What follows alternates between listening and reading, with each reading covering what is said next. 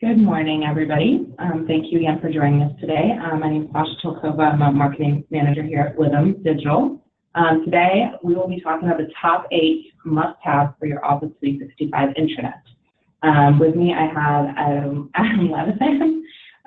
Sorry about that. I'll just go over a couple of housekeeping items, and then I'll let him introduce himself. We are recording the webinar.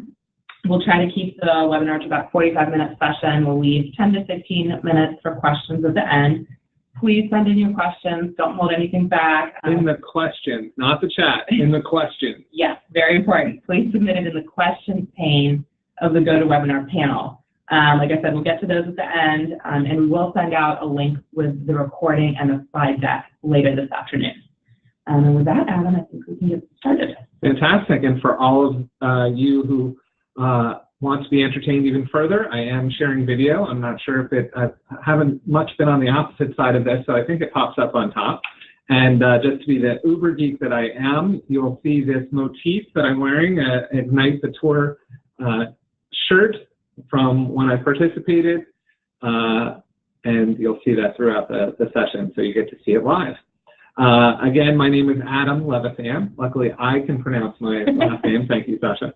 I am a principal here at Levithan Digital. I am specifically responsible for our one-window workplace intranet solution, hence why the best practices and 8 must-haves on the intranet. But my background is that I've built intranets by hand as an individual contributor and then been in charge of teams actually at National Institutes of Health and other organizations, and then with Levithan Digital. And I've done hundreds of migrations and hundreds of intranets just myself or on teams. I am a 3-time Microsoft MVP in Office Servers and Services. And for fun, I like to bike, and every August I do a 200-mile fundraiser, so find me for that. But enough about me. A little bit word from our sponsor. While I have a lot of intranets under my belt, Levithan Digital even has more. So 200 plus intranet deployments from all versions of SharePoint. So we really have experience, and some of these items haven't changed over that time. We have 4 Microsoft MVPs here. I am one. We have over 50 consultants working almost across the country now. And then 16 years, our heritage, we've been a Microsoft Gold partner, so we've always been on the cutting edge of all of the technologies.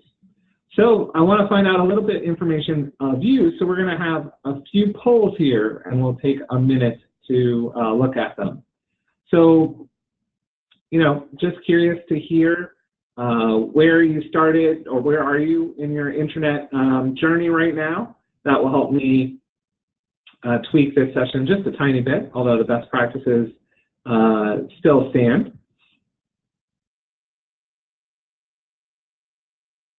And it's a race. A lot of people are in Office 365 already, so that's great.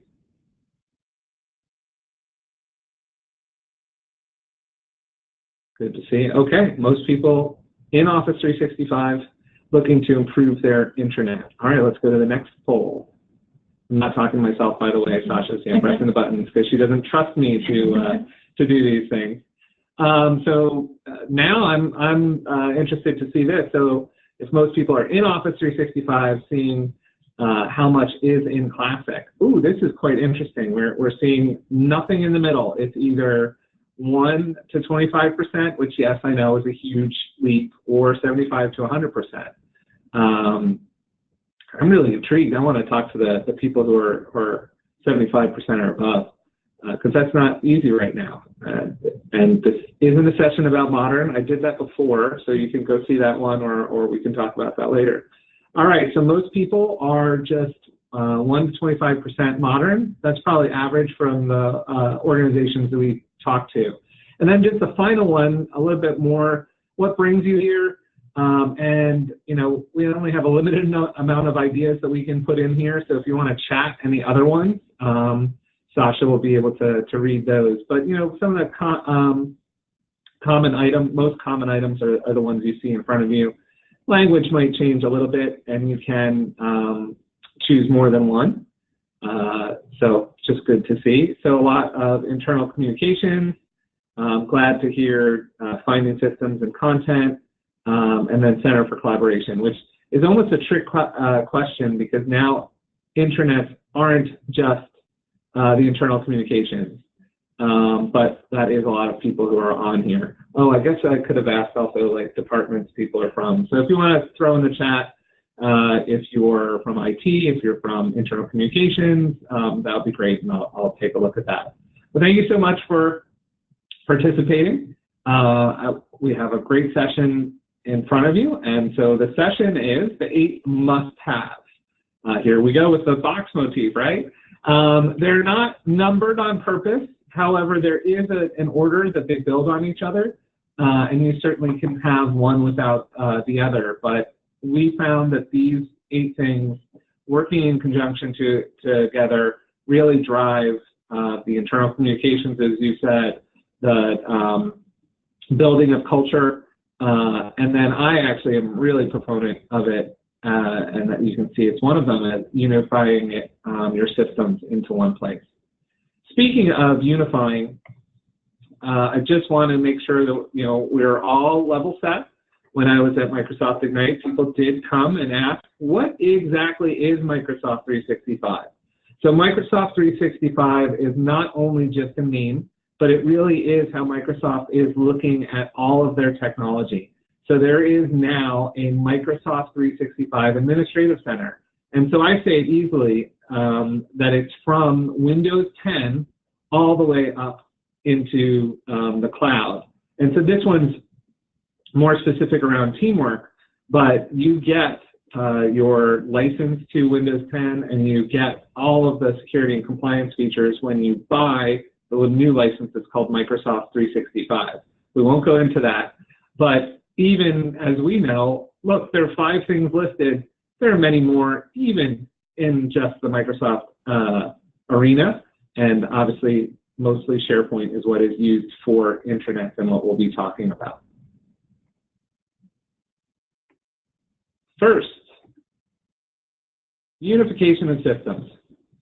So I have a whole webinar on this one also, SharePoint as the gateway to Office 365. But basically, we'll cover the small piece of it. Your average organization, raise your hand if it's true, has a lot of different systems. And I didn't want to put all of them in, it would be too much. But size here is sort of relative on purpose. We live in email. Intranet, okay. Honestly, I probably should make that smaller. Wiki, yeah, not so much. Messaging we live in. Document sharing we do. Human resources and finance we're definitely interested in. So all these different pieces. It doesn't even matter to me who the suppliers are, and actually that is a critical piece. But we have all these different demanding solutions in our environment. So one of the top things when you're talking about unification of systems is focusing on how people get work done. And so we moved the intranet from being a side piece to being the center of how people get done. And so general areas for that focus is your sales and marketing, your messaging, your document sharing, even your wiki, if you're still doing it and sharing knowledge. And so you want to have access from your intranet out to all of these areas. And also what you'll hear throughout today is I'm presenting to you also how you would talk to your employees. Because it's not just about putting the information out there, but it's having the employees understand why it is there. And then supporting those employees. And so here's the information that they're looking for. I'm looking for, I know it, human resources, and your financial, how do you support your life at your organization? And so a key thing here is limiting how people access this. Now, human resources, a lot of the times, is an external system, so you'll have a direct URL to there, but you're also talking about the supporting documentation. And so that supporting documentation should only be in the intranet. And so you're guiding people to the intranet, and hopefully you can also then present them with other information that you want to push to them. So from internal communications, a lot of time is a small team or a team that has an immense amount of jobs, and they are responsible for doing so much. But if you can draw people in, you can also provide other pieces of information that employees didn't know that they wanted or needed to be aware of. And so let me take you through a quick screenshot. Too much to go through to do demonstrations today, but here's a screenshot of a home page, and here, how do we guide people to get work done and supporting them as employees? In this navigation, which we find is a really good navigation, and it's actually the one we use here at Witham, we have an operations tab, and in operations, you have marketing, you have what we call, talent management, you have team members. So that's the overall organization that are assisting with how you get your job done. Then you have business tools, which are linking to those external systems. So again, this is really the unification of systems. Quick links then supports that again. There might be duplication of across the navigation and the quick links, and this is a sample of a home page. And then, for us, we really thought it was important to also connect your internal communications and collaboration. So we have a solution that shows your teams and groups that you're able to know what you have access to, and it is right there on that homepage for you. So this is how you can unify systems. Really oversimplified, but we have 7 more things to go to. So now the next one is engaging content. And so, there's an internal communications team. You know that there's content an employee needs to have, or is continue to create that culture. That's why we asked the question. And then there's additional information that can flow from the organization up.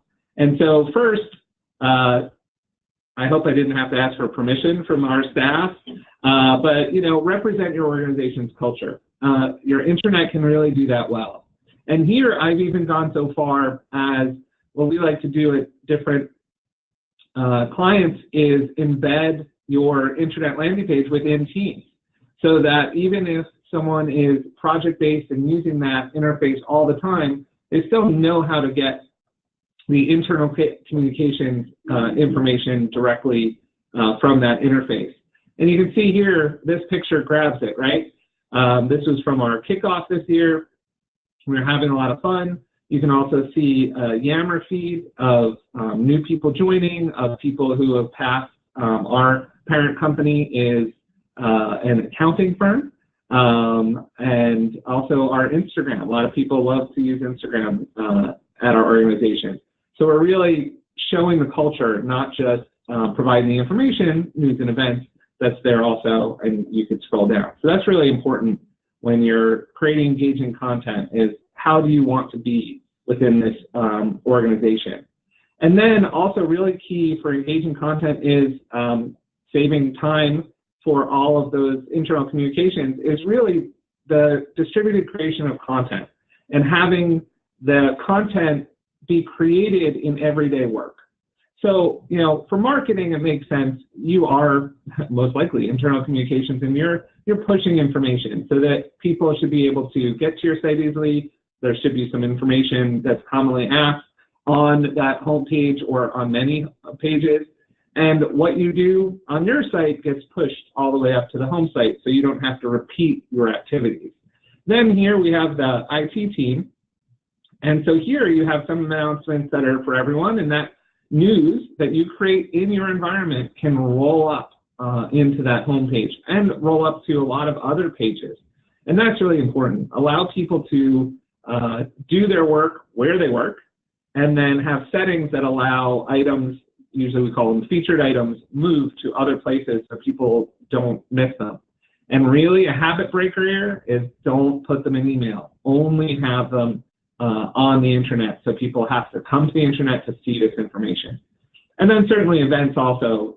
We always love when there's an IT training or a webinar, right? So come to the webinar, and it pushes. You only have to control one site, and it moves that information up to the home page. Also, something that really draws people and is engaging is employee recognition. We all love to celebrate birthdays. It's just, I don't know why, we do, right? Maybe it's the free cake, maybe it's the free lunch, maybe it's just going out to lunch with a bunch of coworkers, but we love that. Anniversaries, we're always in awe when people are at your organization for 10, 15, 20, 35. One time I was worked with someone who was 43 years in. It was actually less expensive for him to retire than to work because of taxes on his income. Really crazy, but he just loved it. New employees is great, just, well, to introduce them. Then if there are promotions, if people are retiring, and certainly awards. We have awards throughout the year, definitely at the beginning of the year, so share that and promote it. And again, if this is one of a limited set of places that you can get the information, it becomes engaging because you go in, you see things that are interesting, and you want to come back to the intranet for this type of content. The next is personalization, and this is a tricky term because it can be used in multiple different ways. And one of the things that I really like to think of is Office 365 remembers you. And don't worry, this isn't how Google remembers you. This isn't how ads remember you. This isn't Facebook. But it's kind of like that in the sense that the Microsoft Graph is designed to understand who you are, who you're related to, what you're working on, what meetings you're attending, how you're paying attention on meetings. Yes, it knows that. Look at your My Analytics in the Outlook, and you'll see. But it's a little thing, especially for adoption, that we sometimes forget to go over. So on the left side here, we have Office.com. And so Office.com is beginning to be a place where you can see where all of your work is done. It's not a common place to go, I admit that, but this is also where Microsoft 365 comes in. It's across all of your different pieces of content. So it remembers everything you're doing, and it's also suggesting other pieces of content that are related to what you're working on that you might be interested in. And then on the right-hand side, I just grabbed a screenshot of my PowerPoint, and that it knows the folders I've been working in, it knows the documents I've been working in, and what's really great about this is if I forget the charger from my computer and it dies, if I am somewhere that I really need to do work quickly, if you allow it, I can log into anyone's computer, I can log into the browser, and I have this information right in front of me because it's all connected to your Office 365 account. So Office 365 itself remembers you, and so we can use that information in multiple other places to remember you. And so what we take advantage of is a customized homepage for every user. And I don't mean that you have to create a page for every user, but that you are going to add features on that page that basically, just like Facebook, is going to present them with information that they should be most interested in. Now, the interesting thing here is that it is not removing permissions from other items. It is just promoting content that someone is close to. So two of the most common things are topic-based. So maybe in a healthcare organization, maybe a not-for-profit, you're working in a specific domain, and you want to see that information, that news, come first. Maybe you're in a different location. We have locations across the East Coast, so Boston probably isn't so worried about schools closing in New Jersey. They would probably laugh, and certainly they would laugh at us in Washington, D.C. when we think there's snow and the office is closed. So what you can do, examples here, for news, you can identify the person, which can come from Active Directory. It can come from your HR system and can be brought into Office 365. And you can say, show this nonprofit worker in the healthcare industry. Oh, I just combined those two things. The healthcare news first. And then for the events, you can say, show them the events that are in their location, so tag in their location. And then again, I had mentioned this before, teams and groups, show them what they are a part of.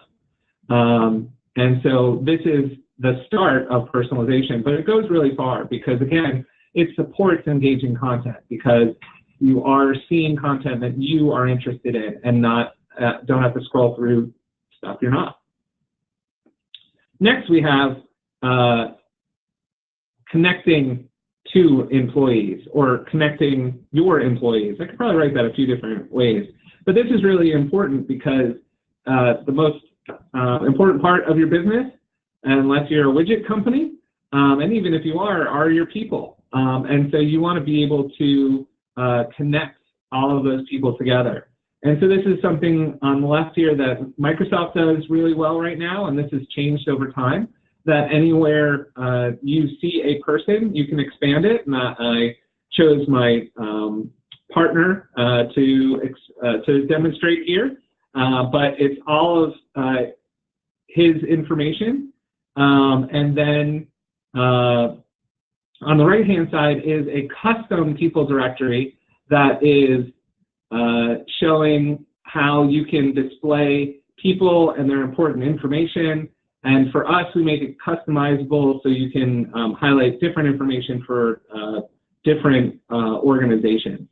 So this is really when you're searching for someone who has a specific skill, when you're looking for a person in your office or another office that you're going to visit. This is really important to be able to do that and really can connect your organization, even if you're working a few desks down or if you're working all across the country. Then also something, again, I'm going to use Microsoft Teams, work like you live. When you're connecting to people as an internal communications organization, use the tools you have in front of you, whether it's Yammer or Microsoft Teams. And we're now working with organizations from 50 people all the way up to, I think it's 60,000 that are really getting into Teams. And it doesn't just have to be a project tool. Now, the interesting thing here is you have to figure out exactly how you'll use it, but the idea is to embrace the conversation. I mentioned tools like Facebook and other social systems, and honestly, we can even consider texting. We're so used to texting now that this conversation is that same method. However, it's backed by all of the power of SharePoint. It's backed by all the power of and security of Office 365. So it gives those additional bonuses. And I did show you before, you can even add your intranet as a tab into Microsoft Teams. So really for connecting with your employees, I say work like you live. And that can mean many different things. In this case, I used the Microsoft Teams example. Also connecting with your employees, making it easier to collaborate. This is a great little feature of Office 365 is this morning I dragged one of my coworkers out of bed while I was just putting some final touches on these slides. And I said, hey, can you just go in and edit this? And you can see his name. I could open his content card like I just showed you. You could see on the left here, everything's on the left, where he's editing. And so, one of the powers of documents in Office 365, and actually SharePoint with the online server, if you're on premises, can do this too, but is being able to real-time edit. So I think that is connecting employees to themselves. And again, as a adoption feature and a usability feature, I think it's really great to bring up and educate your employees in. Now, speaking of how we live to search. We expect one little bar and we type it in and we find everything. That's probably a whole nother session. Search is different in SharePoint and Office 365 than it is in Google and commercial. There are a lot of different algorithms. So we really have to take that into consideration. And I really like the find term because searching is the act. You want the results. You want to be able to do your work. And so in this one, I am going to show an example of what we've done. We call it our Discover web part, and one of the reasons for those people who were in Modern, one of the reasons that we did this is because as of right now, You can either use classic search in Office 365 with refiners, but there is none in the modern search. Now, the modern search is very powerful and is using the Microsoft Graph and other inputs to be able to present you a really hearty search result. However, especially when we're talking about an intranet, we're organizing content, so you want to be able to look at that and pick and refine what documents you're using. So I love, all of our different niche areas that we have here at Witham. My other favorite is certifications, but I thought that was going to be too specific to accounting. So here we have refiners where you see filters. You can click either one or many. And so, again, it goes from just searching and typing in to being able to hone your search, just like when you're on Amazon, just like when you're shopping and you want to find that exact item. That's what you can do here, because search does work a little bit differently. And even in the age of Google, people still do navigate. So on this page, I have two examples of navigation. One is the brand new modern mega menu that just released last week, so you might not have it in your environment. Also, depending on, well, for those who are here, there is a, I'm going to call it not a feature, where if you create a new site, they're actually adding you to a hub in SharePoint, and they're putting this navigation automatically. So you have to go to the site and you have to take it out of a hub so you don't see an extra level of navigation. That's not what we're here to talk about, but it's great that Microsoft is finally doing this. And yes, I can say that, and they'll still support me as an MVP. On the right, you'll see something that we've done, and a lot of different organizations have done to fill in Office 365 and SharePoint on premises, what we call it an advanced mega menu, because there's also content on the right-hand side here that is pushing. So someone knows that they're going to tune member resources, which again remembers our human resources, and then we also want to show them some news articles. Maybe it's a reminder that benefits are coming up. I didn't specify this when I was creating the example, but it gives you a little more capability on top of just a good navigational experience. People do navigate, so it's not just search, it is that flow through the site. And no one's asking the question, but wait, in Office 365, everything's a site collection. Yes, everything should be a site collection. So you have to determine this navigational hierarchical structure for people to be able to find all of their information. All right, mobility. So I really like using the term mobility because it's broader and because it's talking about the individuals themselves. And so the first thing about mobility is any device all the time. We usually say anytime, but it's really any device all the time. And so partially this is Office 365, right? You can be on any device. That most of the demonstrations are done on Macintoshes, are done on iPhones. Most of the code comes out on iDevices first. There are no more mobile Microsoft devices. So, it's any device. It's being able to do work. And more of us, I think the average is we look at our phones 100 times a day, and that's not even for work. So maybe it's something that we're used to looking at. And I certainly looked at this PowerPoint presentation this morning on my phone, flipped through it. It was really great to be able to do that. Still a little hesitant to create on my phone, but at least it's there if I needed it. So any device. Then also how we achieve this, because we are talking about Office 365. The reason for having the question about modern is that modern doesn't mean equal. There are capabilities in the classic Office 365 look and feel for SharePoint that have more capability. However, we have always struggled to make mobile sites for our intranet and for our collaboration. That is one of the reasons that the SharePoint framework exists. That's one of the reasons that we're limited with what we can do. Master pages, page layouts, all of that old classic capability is not there anymore, and the reason it's not is so that whatever we build or whatever we're using on a page will seamlessly move through all of those devices we talked about.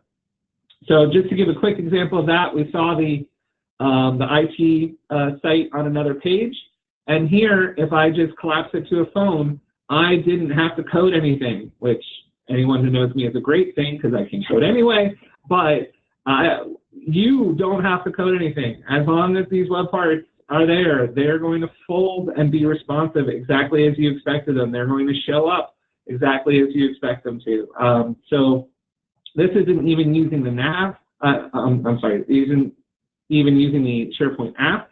This is just purely what comes with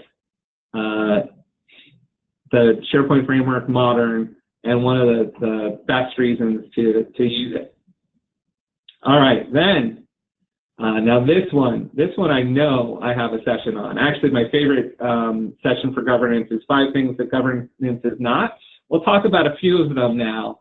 And again, it's key. You can actually have a governance site. I'm not talking about that today. But it's key to have that in your planning, or, love to hear from the people who are trying to improve their organization in Office 365, is really you can do a lot just by focusing on the governance. So what do I mean by this? So I say thou shalt, whatever, however you type those words in here, and in this example, create files. And the best governance that I've ever seen was for a pharmaceutical company that I was working with, and they literally had a 10-page PowerPoint presentation. They had 9 items. They said no more than 8 bullets about those 9 items, and they said, you should use this for. And you can imagine a pharmaceutical organization, they had a highly regulated way that they needed to do business. So there were some real, you must do, like you can't not do this. However, they kept it the same. You shall, and in this example, create your files in one system.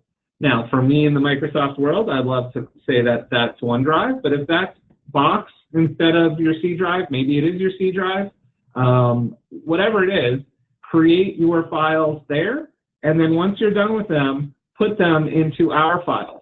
And so this would be your collaboration environment. This could also be a microcosm for your internal communication team. Hey, we have a document library that is for drafts, and when it is done with drafts, then we are publishing it as a PDF into a document library that then pushes it out to all of the sites around us. So this microcosm can cover a lot of different examples, but it's really what you should do. And then, of course, this repeats itself over and over. So the moral of the story here is positive reinforcement, positive statements about what people should do and why they should use systems. What is the intranet for? The intranet is for connecting with employees. Ooh, where are we going with this? Is for finding engaging content. Is for connecting systems. All these things. So we have the messaging, and that's why the order works out pretty well. And then some of the pieces that are really important about governance is I'm a little bit of a nitpicky person, and did you know that to govern is actually the decision-making process? It's not a 565-page document that says what the result of that governance is. So for me, it's really the decision-making process that creates the rules. And yes, I'm reading this, but I'm reading it on purpose to achieve your organization's goals. So what we get bogged down in, and from the SharePoint world, we all remember Joel Olson's governance document, which was a great technical document that showed you all of the bells and whistles, all the switches that you technically needed to do. And I'm not saying that technical governance isn't important, but what I'm saying is that it's really what is your organizational goal. I'm working with a current organization that protecting their intellectual property is #1 item on the list.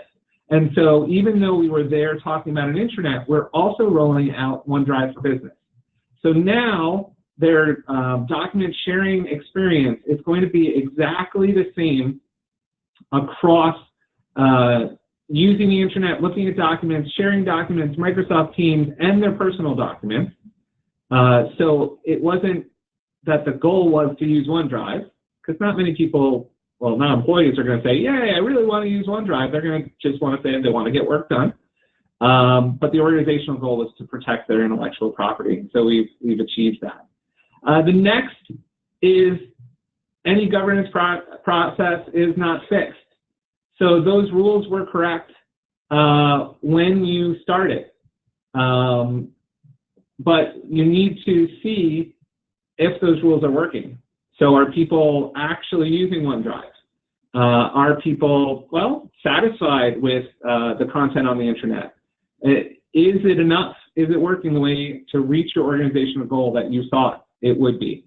And then repeat, re-govern. Based on the information that you have in your hand, what can you change? What should you change to achieve your organizational goal? So brief thing, but governance is huge as the overall structure of how you use your internet. And this is also, I said in the beginning, for engaging content, the decision to limit, not send emails out anymore, to make sure that the content is only found on your internet, or the way that people work is only if documents are put in Microsoft Teams. So very specific. And one of the major parts of an Office 365 governance strategy is creating places to work. So those we now have communications and collaboration environments. I do not call them team sites anymore because that just gets way too confusing. So communication sites or collaboration sites. And here's just like little tiny wireframes. You know, you can say in your governance, you can say, what is the content that is in a communication site? Why do I use a communication site? Why do I use a collaboration site? What is on that homepage when I do that? And you're creating quite literally a template. And so what this looks like is your governance team creates that template. And then that template has design, security, it can enforce membership, it can, well, regulate membership, can put those web parts on, it can connect to other pages, it can deploy a navigation, so it's universal across all workplaces. Then, typically what organizations do is they have a request process. Maybe not all the time. Maybe people can create whatever they want, but they have a request process. So you fill out information, sort of like the title, maybe where that site should go in the navigation, if it should go into the navigation, maybe suggesting who the members are, maybe being able to tag it as a focus area. Again, that healthcare example I'll use, so that you could find that site later. Or you could, say, I want to see all healthcare-related sites. And then there's an approval. Okay, yeah, that's where it belongs in the navigation. That's where the tag is the correct tag. And this could either be by IT, or it could be sent, because it's been tagged healthcare, to someone who has the domain knowledge about healthcare. And then the final piece is that, the site gets created quite literally in the template's image. So that's a really big thing about governance, so that you don't, the traditional way is called the wild, wild west. And seeing that I was just in Austin, that was not very wild, but that's okay. So, you really have to take that into consideration. The final of 8 must-haves, and actually you could do this even if you didn't have any of the 7, is continuous improvement. And so I even actually mentioned it on the last governance slide, is one of my great colleagues, Richard Harbridge, had a fantastic session talking about NASA rover mission, and that the launch is not the end. And so that's where this rocket comes from, is that the launch is only the beginning. And again, you want to continually be thinking about this. And this is really hard because typically an intranet is a project. Either it's updating, like most of you said, from Office 365, I'm going to get classic to modern, or just trying to fulfill those organizational goals that might not have been met before with the intranet. It's a certain amount of money, a certain amount of time, and then there are always a lot of other priorities. So, you know, it is not launched. And if you want me to say that to anybody's bosses, I am happy to get on the phone to do that, because it's not just a 3 months, 6 months, 12 months. As long as you plan to have the internet, you want to continuously improve it. And I even sarcastically say, again, I'm going to read because I want to highlight it, is demand, elicit, require, and or reward. Okay, if there's government out there, you can still mention people. You can still, there are ways to reward people that are not monetary. Reward people to get feedback. You should thrive on feedback. Yes, I know negative feedback is the majority of what you're going to get. But Microsoft is depending on user voice right now, and they are using it to do their roadmap. There's no reason that we can't do it for the intranets that we create. And this is also an amazing opportunity to build trust. That if you do get negative feedback and you do positively respond, that is going to create much more engagement, honestly, than any other content that you could ever possibly have, because that person is going to tell someone else that you as the communications team or the internet owners listen. Maybe you can achieve it, but that you listen and you were attempted to meet their needs. Then analyze what's working, and then also look what isn't. Why aren't people visiting that page?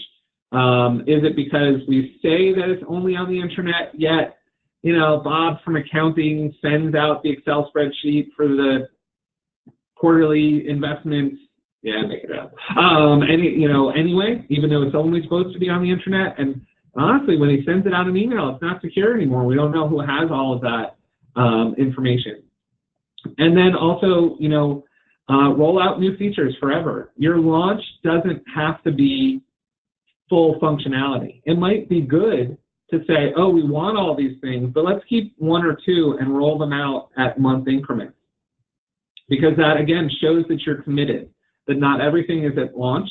It's also a great way to be able to communicate continually with people. Now, these have to be engaging features. So that's partially our frustration with Microsoft sometimes is, I didn't ask for that. But now things like the mega menu, well, that's going to be really neat. So you can start talking to people. Okay, now that we have this different structure, is there more navigation that we want to use? How do we want to use it? And then maybe they're capable of creating that navigation for themselves, and you don't have to. Different with an intranet and collaboration in that sense. So again, plan that it is keeping the lights on forever and trying to continually engage people.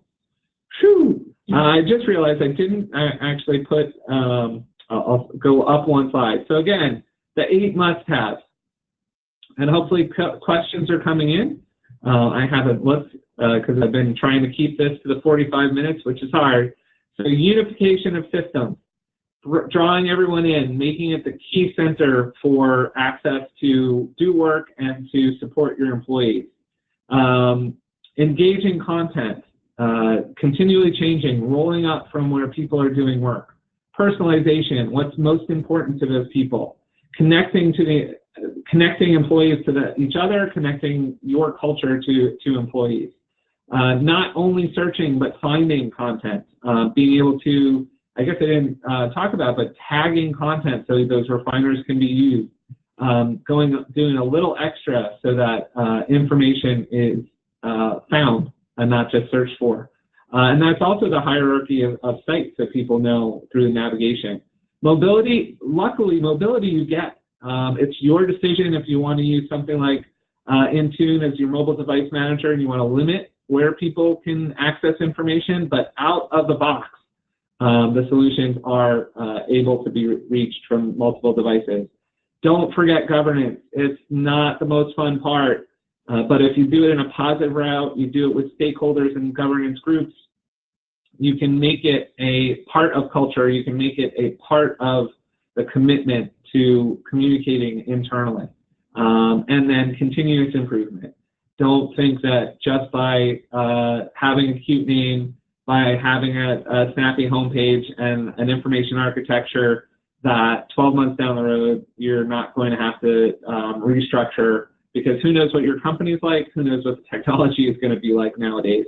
So you always have to continually improve. With that said, if you're interested in learning more, we are offering a 1-hour session with myself about what's new in Office 365 Intranet, because since Ignite, there have been a lot of different items released. So happy to do that. And I've stuck to the 45 minutes. Whew. Thank you for joining me before lunch. And I guess I spoke so fast I actually don't see any questions here. You did such a good job and explained it so well. And no, I didn't pay Sasha to say that. I'll wait 2 minutes, see if any questions come up about any of these items. Otherwise, thank you so much for joining us today, and we look forward to seeing you on other webinars. Oh, all right, great. How do you sign up for the hour session? So if you want, I actually did put my email here, so you can do alevithan@witham.com, or what other one? I can also, I'll post the link right now in the chat, and then the link will be available in the slide deck when you click on. When you click on sign up. So when you'll get a follow-up email with the presentation in it, and you can hit on that button, sign up. I'll also share the link now, but it will be clickable. And I admit that that's probably the better way to go, just so that there are more eyes looking at it than just mine. And I hope that's honest, not trying to be rude. Thanks for that question.